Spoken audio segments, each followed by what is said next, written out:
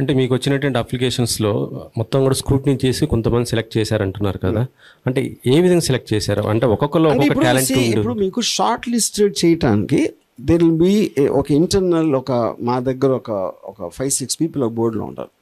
ఎందుకంటే directly depending upon the number, ఇప్పుడు 100స్లో పెట్టామనుకోండి, వచ్చిన అన్నీ పెట్టేస్తే వాళ్ళకు కూడా కంపారిజన్లో ఫటీగ్ వచ్చేస్తుంది. కంపారిజన్లో యూ కాంట్ ఏముంటుంది దాన్ని, అంతమందిని చూసి కంపేర్ చేసి వీళ్ళు నచ్చారా వాళ్ళు నచ్చారా అని. అప్పుడు దానికి ఒక లిమిటేషన్ ఉండదు ఎంతమందిని పెడతాం అనేది. యూనో అప్పుడు వచ్చిన దాంట్లో ఎంతమందిని పెడతాం అనేది ఇంటర్నల్గా చూసి, but that all be exposed also in terms of that. వాళ్ళు సడన్గా నా కొడుకో లేకపోతే నా తమ్ముడో అంతమందిని పెట్టడం దాంట్లో, because there'll be enough number of people for people to understand. అంటే వీటిలలో డైరెక్షన్ మిగతా ఆల్ సెక్టర్. మరి బడ్జెట్ ఏ విధంగా కేటాయించుకుంటున్నారు? వాళ్ళకి ఎంత budget is about particular film కొన్న స్క్రిప్ట్ బట్టి దాన్ని ఎలా తీయటం అనే దాని మీద ఉంటుంది. So the nature of that film and what it requires అనేది, that is like any production house. అంటే ఇవి థియేటర్స్లో రిలీజ్గా లేకపోతే మామూలు ఓటీటీ ప్లాట్ఫామ్స్ ఇలా? ఓటీటీ థియేటర్ అన్ని మీడియమ్స్ అండి, there all mediums. Eventually you're making content as a production company, you intent release everywhere.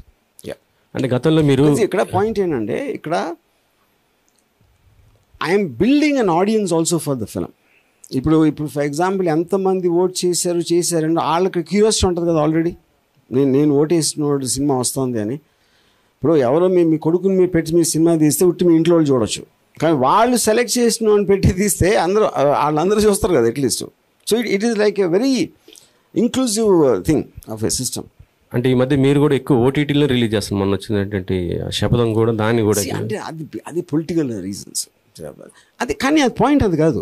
ఇక్కడ చేసినా మీ దగ్గర కంటెంట్ ఉన్నప్పుడు దానికి ఉన్న నేచర్ బట్టి వేరే వేరే మీడియంస్లో వస్తుంది.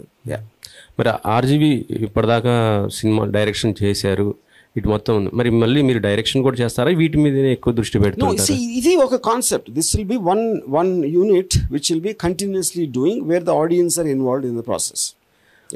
ఆర్జీవి ప్రస్తుతం ఇప్పుడు for example if I'm doing అంటే ఒక పర్టిక్యులర్ జానర్ ఆఫ్ ఫిల్మ్ చేస్తున్నాను అనుకోండి, దాంట్లో ఒక డైరెక్టర్గా నాకు ఒక ఇది ఉంటుంది, ఒక ఇలాంటి కాస్టింగ్ ఉండాలా లేకపోతే ఏదో దానికి ఉన్న నేచర్ బట్టి దాన్ని బట్టి యూనో అవి కూడా సైడ్లో ఉంటాయి.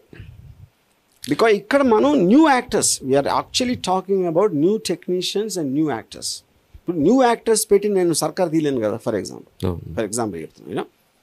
So likewise all kinds of films are being made, but your film will be one thing we're parallelly constantly or continuously చేస్తూ ఉంటుంది.